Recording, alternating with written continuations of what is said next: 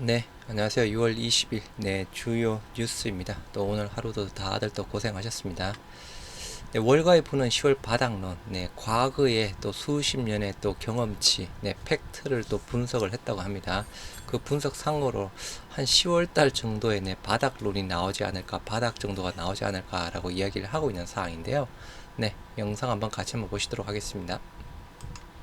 네, 미국 증시도 불안하긴 마찬가지입니다. 어디가 바닥인지 월가 분석으로 한번 살펴보도록 하겠습니다. 글로벌 콘텐츠부 오민지 기자 나와 있습니다.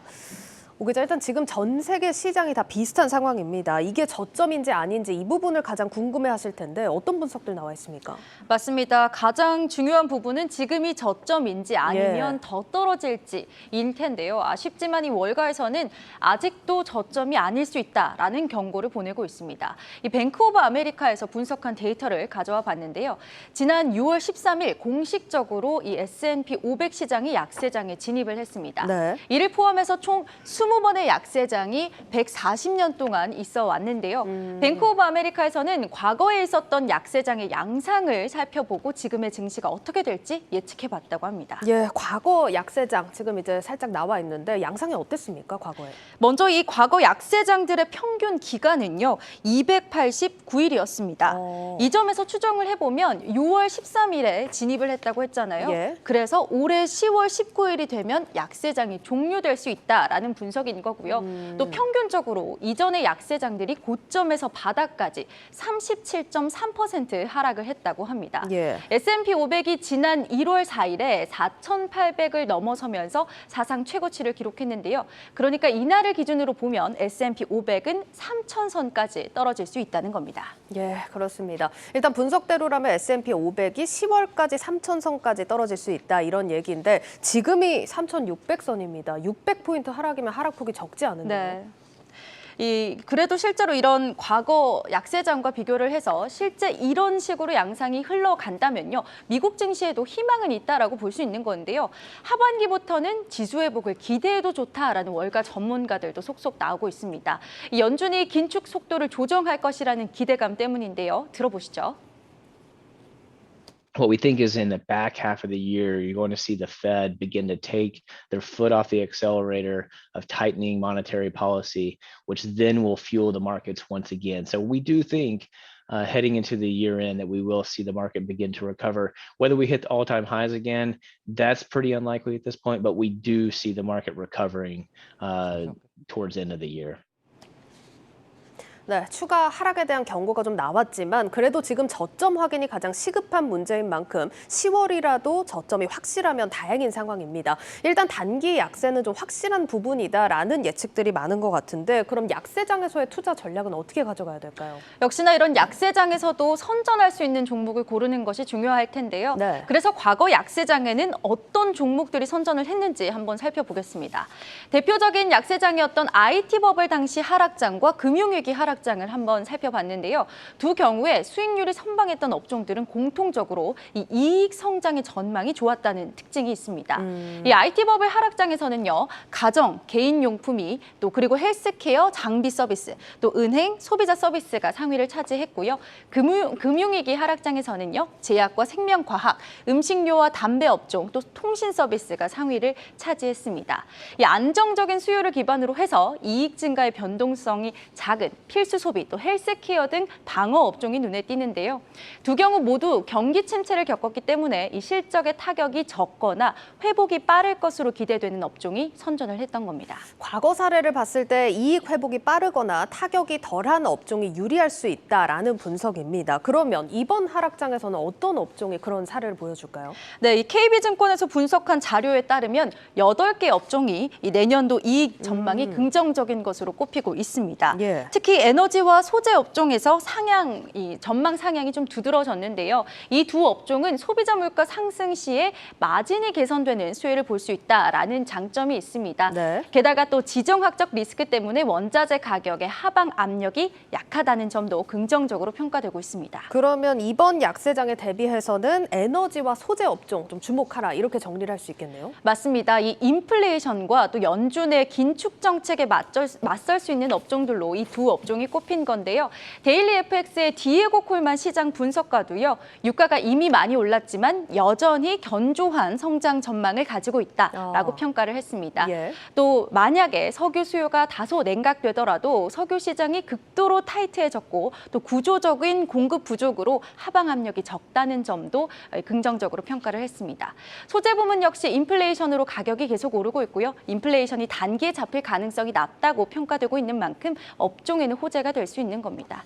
이 다가오는 10월까지는 힘든 장이 이어질 것이라는 전망이지만요. 이후에는 회복을 기대해도 좋겠다는 게 전문가들의 분석입니다.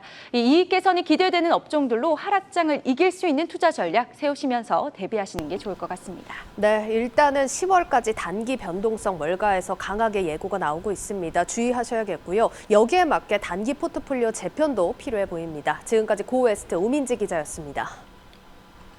네, 일단 뭐 제약 바이오, 생명과학, 헬스케어 쪽 부분이죠.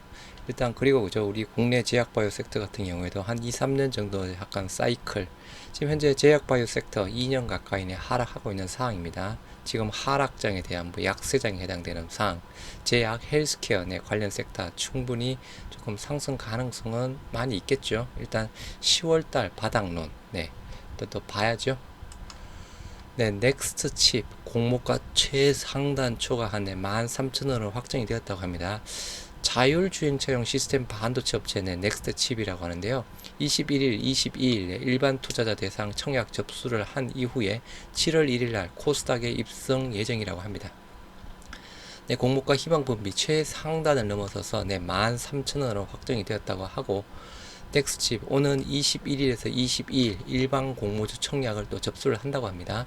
그래서 조금 걸리는 게 경쟁률은 1623대 1 나왔는데 그죠?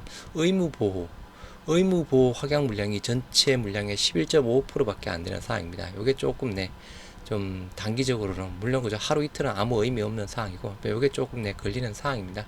그래서 말 그대로 공모가 최상단 나왔고 뭐 경쟁률 이 정도 나왔다고 하면 그죠, 일단은 뭐 또 입성 또 신규 상장일날 또 주가 자체가 조금 더 상승 가능성이 있겠죠. 네, 병역 혜택 BTS는 안 되고 반도체는 된다. 대중문화 차별 없이 형평성이 있어야 된다라고 하면서 최근에 일단 뭐 반도체가 이슈 부분이죠. 그래서 국방부가 최근 반도체 전문 인력에 대한 병역 특례 확대를 검토하는 것은 아이러니하다라고 이야기를 하고 있습니다. 네. 아무튼 또 반대로 그죠, 뭐 BTS는 일단은 조금 뭐 서로 약간 형평성이 안 맞다라고 이야기를 하고 있는 상황입니다.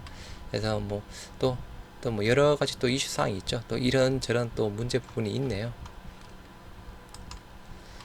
약세장에서도 주가 충전, 배터리주 든든하네 라고 하면서 뭐 약세장에서 에코프로, BM, SK이노, SKC에서 조금 코스피 10% 빠질 때 2%씩이나 상승, 뭐 단순하게 보면 그죠, 12%대 상승한 부분이죠.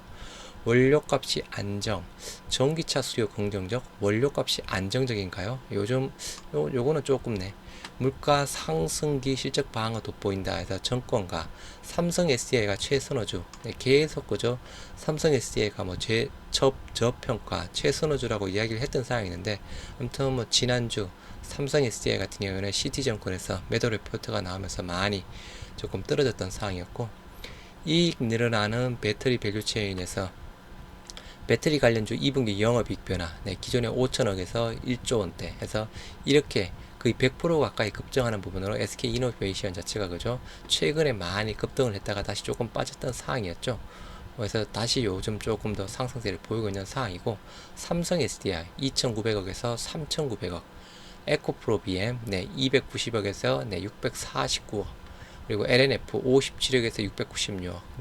이렇게 되니까 2차전지주 하락장에서도 조금 잘 견뎌내고 있다라고 이야기를 하고 있는 상황이고요. 하반기 반도체 공급 차질 완화가 전망이 될 것이다 라고 이야기를 하고 있는데, 아무튼 또 하반기 때는 또 그때 또 봐야 되겠죠. 신약 개발 흔들린다, 종근당, 한미약품 등 올해 임상이 급감을 했다고 합니다. 회사마다 사업의 목표는 조금씩 다르지만 제약 바이오업체의 기본적인 사업 구조는 약을 만들어 파는 것입니다. 과거 빠른 복제약 출시가 사업의 주요 목적이었던 것과 달리 요즘은 신약 연구가 활발한 상태입니다. 그래서 과거 대비해서 임상 건수가 많이 줄어들고 있다고 합니다. 신약 개발 흔들린다. 올해 상위 10개 제약사 임상 30개도 안 된다라고 이야기를 하고 있고요. 대형 제약 바이오업체 임상 승인 건수 2020년 93건에서 2021년 100건, 2022년 지금 현재 29건밖에 안 되는 상황입니다. 우리 셀트리온 같은 경우에 2020년 7건, 21년 8건, 22년 4건, 이게 뭐 임상 승인 건수 부분인데요.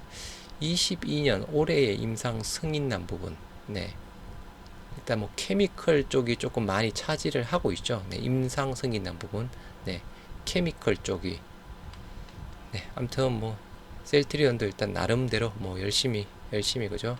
일단 대웅제약, 종근당이 기존에 임상 건수가 많다가 7건은 줄었고, 대웅제약도 마찬가지. 근데 아무튼 뭐 지금 현재 가장 많은 임상 승인 건수는 네, 대웅제약이네요. 11건. 버팀목 반도체 투톱 실적 전망도 암울하다 해서 삼성전자랑 SK하이닉스를 이야기를 하고 있습니다. 삼성전자, SK하이닉스 외국인 순매매 규모 계속 팔고 있죠. 3월달, 4월달, 5월달, 6월달 뭐 삼성전자, SK하이닉스 6월달 지금 현재 네, 삼성전자 2조 7천억대, 그리고 SK하이닉스 800억대, 700억대, 뭐 4월달에는 SK하이닉스 매도가 많이 나왔네요. 5천억대, 3,900억대. 그래서 일단 하반기에 대한 실적 전망에 대한 부분도 일단은 조금 그죠? 좀 불투명한 부분, 조금 부정적으로 좀 보고 있는 상황입니다. 수요 리스크 커져 외인 투신 꽁꽁, 정권사들 2분기 영업이익 내려잡고 있는 상황이다. 공매도 대기 자금 구조도 주가 부담이다. 경기 침체에 D램 랜드값 하락이 예상된다라고 하면서 오늘도 일단 삼성전자 또 52주 신저가를 또 경신을 했던 상황이었죠. 글로벌 식량 위기의 비료주 하면서 오늘 시간의 거래 특징주라고 하는데요. 오늘 또 비료주가 시간에 의해서 많이 또 상승을 했다고 합니다. 효성 OMB 네, 상한가 거래량도 제법 나왔습니다. 16만 2천 주. 누보도 상한가 25만 주. 미래 ING 4만 6천 주 해서 또 내일은 그죠? 일단 또 비료 관련주 일단 또 지켜볼 필요가 있겠죠. WHO 사무총장 네, 코로나19 팬데믹 끝났다는 건 잘못된 인식이다. 전염이 재증가한다. 일단 뭐 백신 맞지 못한 네, 나라들이 더 많이 있다라고 이야기를 하고 있죠. WHO 네, 사무총장 코로나19 팬데믹이 끝났다고 보는 것은 잘못된 인식이다. 오늘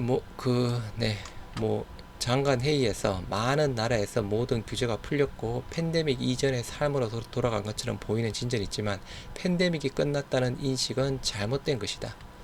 그는 최근에 코로나19 확진자 발생 건수가 올해 1월 정점 대비 90% 감소했지만 G20 국가를 포함한 많은 나라에서 전염이 다시 증가하고 있다.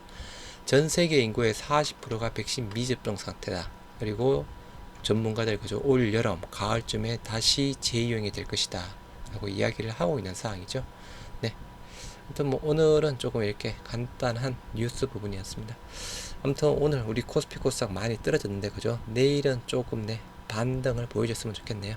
네, 오늘 하루 또 고생들 많이 하셨습니다. 감사합니다.